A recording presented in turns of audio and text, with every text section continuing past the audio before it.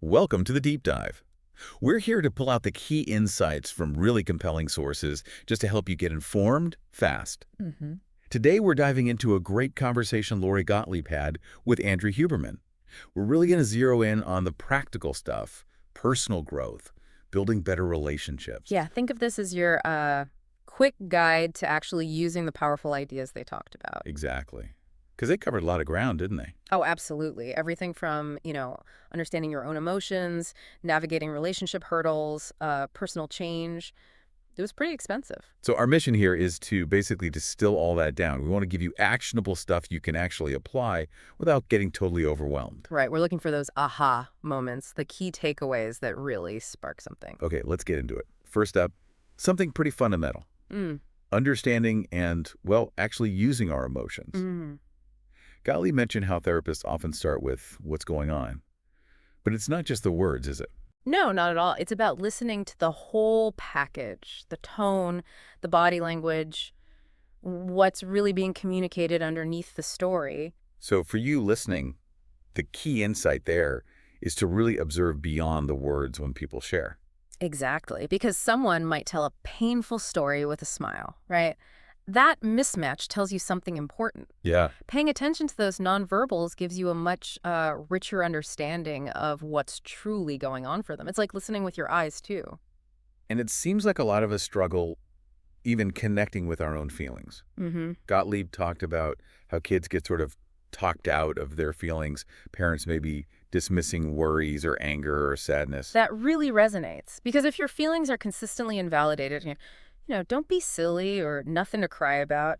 You just don't learn to name them, understand them. Right. She gave that example of a parent jumping straight to problem solving when a kid is sad, instead of just saying, oh, you sound really sad about that. Mm-hmm. And that pattern carries into adulthood. So the takeaway here is maybe notice if you tend to jump to fixing or dismissing feelings either in yourself or others. Instead of just acknowledging them, that tell me more approach she mentioned feels so key. It is, because those feelings, she said, are like a compass. They give you direction. Yeah. If you ignore them, you're basically ignoring your own guidance system. So maybe ask yourself, how often do I really validate my own feelings or someone else's without trying to change them? And in relationships, she mentioned this agreement she had once. Yeah. Nobody tries to shift anyone else. That's powerful, isn't it? It really is. Think about how often we do try to talk someone out of how they feel. That agreement creates this foundation of acceptance, which is just vital. So the step here is just becoming aware of when you might be trying to change feelings instead of just accepting them. Exactly. Okay, now let's talk conflict. This is really interesting. Gottlieb stressed regulating your emotions before dealing with a disagreement. Mm-hmm. Taking that space. Yeah, like taking a walk, breathing, then coming back. But the key part during that pause. Is trying to see their side. Right. Looking for the overlap, maybe finding some compassion. Yeah. So, for you listening, think about your usual conflict style. Do you react right away, or do you manage to create that space first? That pause is so crucial. It shifts you from just reacting to being more thoughtful, asking yourself, okay, what might their experience be? That actively fosters compassion. It really does. And it can de-escalate things massively when you do talk again. So the strategy is make a conscious effort. Pause, consider their view, then re-engage. Okay, this next one, fascinating, maybe a bit uncomfortable. The idea that we marry our unfinished business. Ah, yes. The pull towards the familiar. Even if familiar wasn't, good. It's like our unconscious is trying to replay, maybe win old scenarios from childhood. It's a really powerful concept. We get drawn to partners who echo those early dynamics, sometimes negative ones, in this unconscious attempt to sort of resolve things. So that intense spark for someone who's maybe exactly wrong can feel exactly right just because it's familiar. Precisely. That visceral feeling of familiarity, even if it's rooted in something painful. So the reflection for you is, look at your relationship history. See any echoes of early family stuff. Recognizing it is step one. And that familiarity, even if it's miserable, can feel safer than the unknown. Gottlieb's therapist's analogy, the prisoner shaking the bars when the doors open. Yeah, that was striking. The certainty of misery versus the misery of uncertainty. It's a huge barrier to change. Sticking with what you know, even if it's bad, feels predictable. Stepping out takes real courage. So the question becomes, where might fear of the unknown be keeping you stuck? Right. And you need to honestly assess that if you're feeling stuck somewhere, relationship or otherwise. Then there was that men are terrible narrative she brought up hmm and how she reframed it as, well, maybe the men you're choosing are terrible to you. That's a big shift, isn't it? Puts the focus back on our own choices, our patterns of attraction. Yeah. Instead of just generalizing, it's about looking at your own selection process. Are you repeatedly drawn to certain unhealthy traits? So the actionable step is just honestly examine past attractions. Are there recurring themes or types? Exactly. Awareness is key to choosing differently next time. This next one surprised me a bit. The fear of joy, cherophobia. Yeah, the idea that you might sabotage good things because you're scared they won't last. It's like trying to control the potential disappointment preemptively. Right. If joy was often followed by pain early on, you might unconsciously develop this aversion to it, like a self-protection thing. So have you ever held back from fully embracing something good out of fear it would go wrong? It's worth reflecting on. Do you get uneasy when things are going really well? That might be a sign. And on initial sparks in romance, that research you mentioned was fascinating. How people in happy long-term relationships often remember this intense first-date chemistry. Even if their actual feelings at the time were more like, yeah, it was okay. Right. Our memories get colored by how things turned out. Which means that instant fireworks aren't the only predictor. Slow burns can be amazing. So maybe the bar for a second date shouldn't be fireworks, but just, was it a good enough time? Exactly. It opens you up to possibilities you might otherwise miss. So maybe reconsider your own first date expectations. Are you only looking for that instant zap? She also talked about the difference between excitement, which can sometimes be volatility or anxiety, and calm excitement. That grounded feeling versus like a nervous energy. Yeah, it makes you think about the neurology behind it. So for you, what does excitement usually feel like in relationships? Is it always positive or sometimes a bit uneasy? It's a really crucial distinction. That intense buzz might actually be anxiety or instability. Calm excitement often signals something more secure, more sustainable. Paying attention to the quality of that excitement seems key. Definitely. Does it feel peaceful underneath, or is there unease? And speaking of peace, she said peace is necessary but not sufficient. Right. You need that stable base. Absolutely. But you also need connection, growth, shared stuff. Exactly. Peace alone can feel stagnant eventually. You need those other enriching elements too. So think about your own relationships. Is there a balance of both peace and vitality? This next one was quite deep death denial. How ignoring our mortality keeps us stuck in unsatisfying situations. Yeah, relationships, jobs. But acknowledging mortality, she argued, can actually bring vitality, a sense of urgency. It's powerful. Pushing away the reality of limited time can make us less likely to pursue what truly matters. Facing it can be a huge motivator.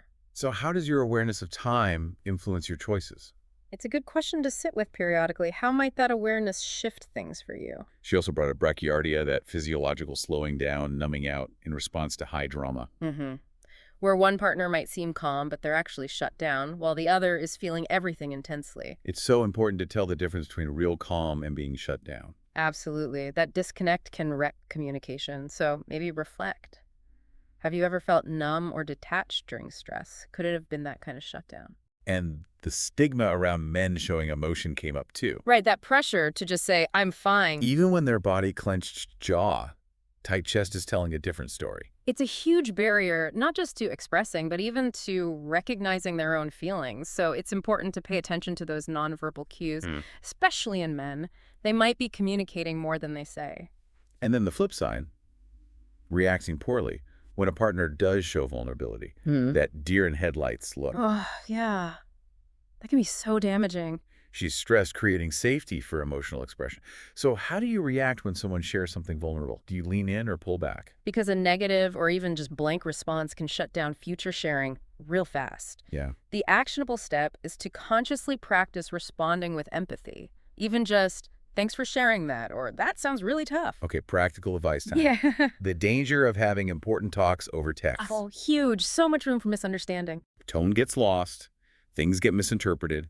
It can cause real ruptures. She strongly advocated for face-to-face or phone calls for anything significant. Even saying, I refuse to argue over text. So think about your own habits. Do you lean on text for tough conversations? Because text just lacks all those crucial cues. Tone, expression, body language. It's practically designed for misinterpretation during emotional talks. Her advice makes so much sense. Move important or tricky stuff to a phone call or in person. It really does. It could prevent a lot of unnecessary conflict. So the implementation is simple. Consciously decide to switch platforms for important stuff. Okay, so we get all this insight. Mm-hmm. But insight alone, Gottlieb called it the booby prize of therapy. Yeah, that was blunt but true. Because real change needs action in the world. Knowing why isn't enough. You have to do differently. Absolutely. Understanding is step one, crucial, yes.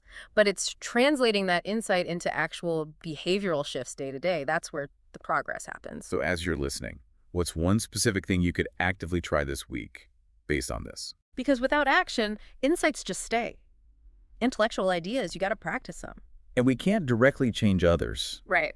but we can influence them by changing our own dance steps, as she put it. I loved that analogy. But she added, you have to be willing for the other person to maybe leave the dance floor if your new steps don't work for them. That takes real courage and acceptance, doesn't it? It does.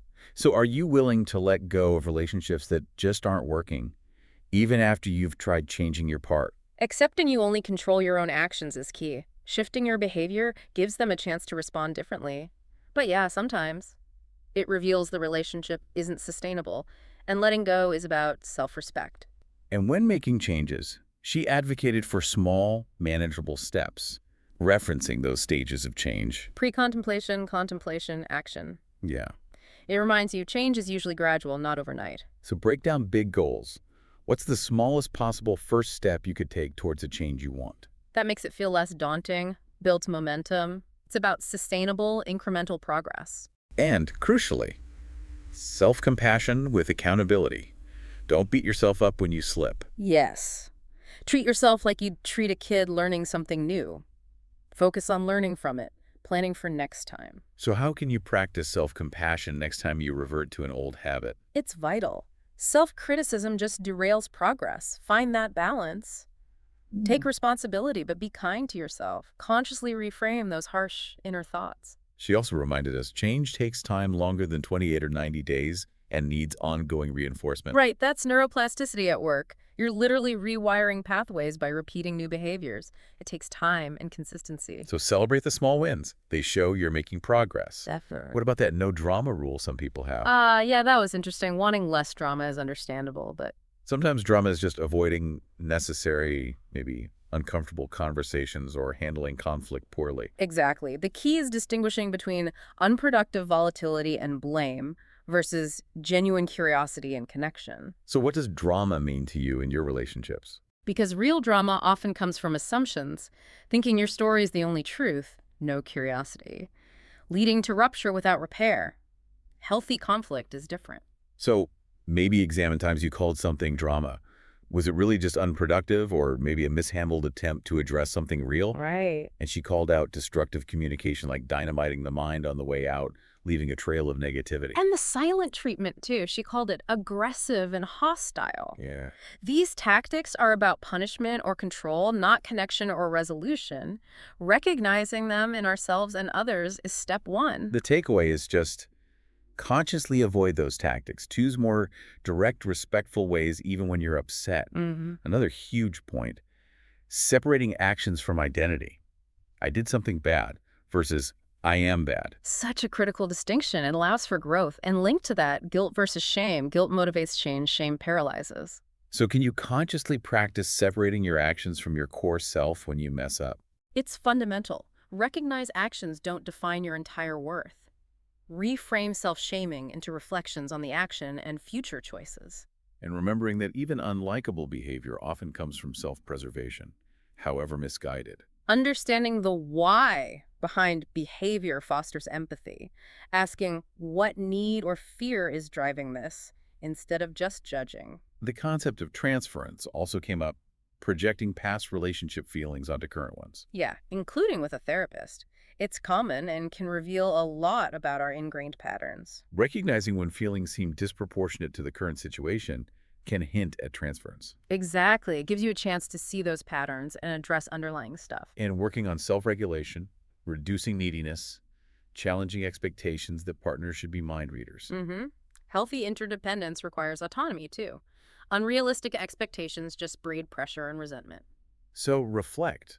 Are your expectations in relationships balanced and realistic? Where could you cultivate more self-sufficiency? Good questions to ask. The connection between physical and mental health was strong too, even applying it to breakups. Yeah, like a physical injury needing care and healing. And the danger of creating incomplete stories after a breakup, often due to lack of communication. Breakups hit hard, emotionally, psychologically, sometimes physically. Lack of clear communication leaves gaps our minds fill, often inaccurately hindering healing. So if you're going through one, prioritize self-care like you would for an injury. Seek clarity if possible. And constantly monitoring an ex online, that makes it so much harder to move on. Totally. It keeps you tethered to the past. The focus has to shift to your path forward. So consciously limit or cut that online exposure to create space for healing. And accepting that your ex's perspective on the breakup is valid for them, even if it's different from yours. Right. There isn't always one objective truth. Trying to force agreement often backfires. Acknowledging their view, even if you disagree, brings more peace. Also recognizing breakups mean losing more than the person, the lifestyle, the imagined future. Absolutely, it's multifaceted loss. Acknowledging all those layers is part of grieving. Identify all the areas affected, beyond just the relationship itself. But she also stressed remembering the good stuff, the qualities you loved, that Teflon pan metaphor. Where bad stuff sticks easily, good stuff slides off, yeah. So you have to consciously direct attention to the positive memories. It creates a more balanced view of the past and helps appreciate the good in present relationships, too. Make an effort. Recall, journal, notice the good things now. Accepting partners as a whole package, no substitutions, helps too. Focus on what you love, not trying to change fundamentals. Trying to change core traits is usually futile and frustrating. Acceptance fosters harmony. Identify what you keep wanting to change and consciously shift focus to appreciating their inherent qualities. And that's saying, identify, don't compare. Appreciate your partner, don't compare them to some fantasy ideal. Comparisons just breed dissatisfaction. Oh. Focus on their specific positive traits and actions. Notice and acknowledge them. Infidelity, she suggested, often comes from unrealistic expectations, wanting a partner to fill a void or provide constant aliveness. And it usually just means trading one set of problems for another, often more complicated set. So examine tendencies to look outside. Address those needs within the relationship first. Right. And watch out for if-only thinking. Dwelling on regrets or hypotheticals distracts from appreciating what is. It keeps you stuck in the past or fantasy, preventing engagement with the present. Consciously catch yourself doing it and gently redirect to the here and now. She used that photographer analogy. We can shift our focus, change our lens, and that changes our emotional landscape. Our attention is so powerful. Choosing where to direct it has an immediate impact.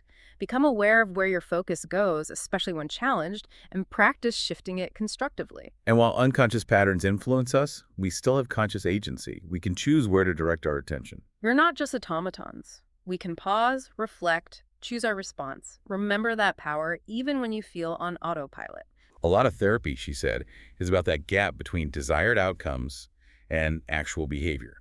The real work happens outside the session. Insights are the map, but you have to walk the path, implement the changes in daily life. Focus on concrete behavioral shifts between sessions if you're in therapy. Sometimes that gut feeling is based on old, unhealthy patterns, right? Yeah. And you need to do the opposite. Yeah. Learning to hear that quieter voice of wisdom over the loud, familiar gut reaction. It's about forging new pathways by choosing differently. So think, has your gut ever led you astray? Maybe it was familiarity, not wisdom. It requires pausing, questioning that immediate reaction. Is it serving your goals or is it an old reflex? And recalibrating our internal thermostat for risk, distinguishing productive anxiety from unproductive rumination. Past experiences shape our threat perception. Learning to tell real danger from echoes of the past is key. Productive anxiety leads to action. Unproductive keeps you stuck. Ask yourself, is this anxiety motivating action or just distress? The value of being able to be alone, understanding yourself, crucial for emotional maturity and flexibility in relationships. Absolutely. Self-awareness, contentment in solitude, they build security, reduce neediness, foster healthier interdependence, cultivate time for self-reflection, independent joy. But growth also happens in connection. Relationships are mirrors. Shared history matters, but isn't everything. Interactions offer feedback, chances to grow. Be open to that feedback. View challenges as growth opportunities. Don't just rely on the comfort of history. She also touched on challenges for younger generations navigating dating without traditional structures and how tech impacts vulnerability. Yeah, the lack of clear scripts, the ease of digital communication that can sometimes hinder real vulnerability. It requires new skills. Be mindful of how tech affects your dating. Prioritize genuine connection. And that red flag frenzy online. Sometimes it's about seeking validation, avoiding accountability after breakups, hindering growth. There's a difference between real support and just vilifying an ex publicly. Focus on private, constructive support for your own healing and accountability. The paradox of choice on dating apps, too. So many options leading to overwhelm and dissatisfaction. That fear of missing out makes it hard to invest. Be mindful of it. Maybe limit swiping. Focus on fewer connections more deeply. And the importance of early, direct communication to avoid negative assumptions building up. Address concerns openly. Clarify misunderstandings early. It builds trust, prevents resentment. Be direct. Don't let things fester. Key question after a date: how do I feel when I'm with this person? Prioritize character, values as non-negotiables. Be flexible elsewhere. That emotional experience, core traits like kindness, integrity, shared values, that's the foundation. Know your non-negotiables. Be open on less critical stuff. Use those as your main filter. Then, operating instructions deeper than love languages. How someone functions, what they need, vent versus fix, comfort styles, requires curiosity, asking why. It's about their fundamental ways of processing, coping. Ask why behind preferences to really understand their needs and how to support them. Engage in those deeper conversations. She warned about the help-rejecting complainer, too, always complaining, rejecting solutions, thriving on victimhood. Recognizing that pattern is important. It can be draining. Notice if you do it or if you're interacting with someone who does. Maybe shift focus from fixing to boundaries or underlying needs. And fundamentally, the desire is to love and be loved. Therapy often addresses ruptures there, focusing on underlying processes. That core human need drives so much. Effective therapy looks at the patterns hindering our ability to connect. Reflect on your own desires for connection. Are your behaviors helping or hindering? The contrast between sticky negative stories and fleeting positive ones, that Teflon pan again, requires presence with good experiences. Our bias leans negative, so consciously engage with positive moments. Savor them. Bring full awareness to enhance their impact, create lasting positive memories, make a deliberate effort to be present with the good stuff. And we're all unreliable narrators, filtering life through our own lens. Faulty narratives from the past shape the present. But we can rewrite them. Examine counterexamples, challenge assumptions. Identify a negative story you tell yourself. Actively look for evidence that contradicts it. Learning to be semi-permeable, knowing what feedback to take in, what to reject, crucial for boundaries. Yes.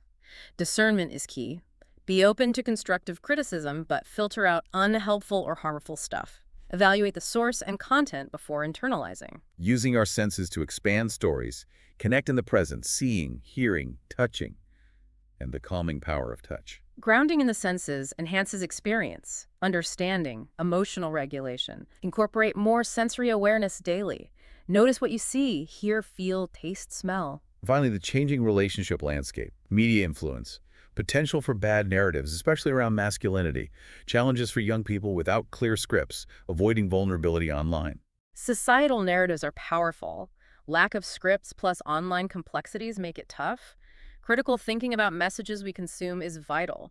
Be mindful of narratives influencing your views. Which just highlights how crucial it is to teach young people about healthy relationships, communication, consent. Absolutely. Education empowers them to build positive connections, navigate modern complexities. If you have young people in your life, contribute to those conversations. And lastly, her compassionate view on grief. Nonlinear, personal, no right way. Losses become part of us. It's about making sense, moving forward, not moving on. Grief is individual. It's integrating loss, honoring memory, continuing forward. It can be loss of many things. Be patient, compassionate with yourself. Seek support. Healing is a journey. So wrapping up this deep dive into Gottlieb and Huberman, the main goal was giving you, the listener, actionable insights for your own growth and healthier relationships. Yeah, we really hope reflecting on these ideas, validating feelings, spotting patterns, self-compassion, communication, proves genuinely valuable for you. Because awareness really is that first crucial step towards making more conscious choices, fostering real change in your life and relationships. Okay, so here's a final thought to take with you. Think about one of your default reactions in relationships or when facing a challenge, based on what we talked about. Right. What's one small side road, one different response or perspective you could consciously explore this week instead of just taking that same old familiar freeway?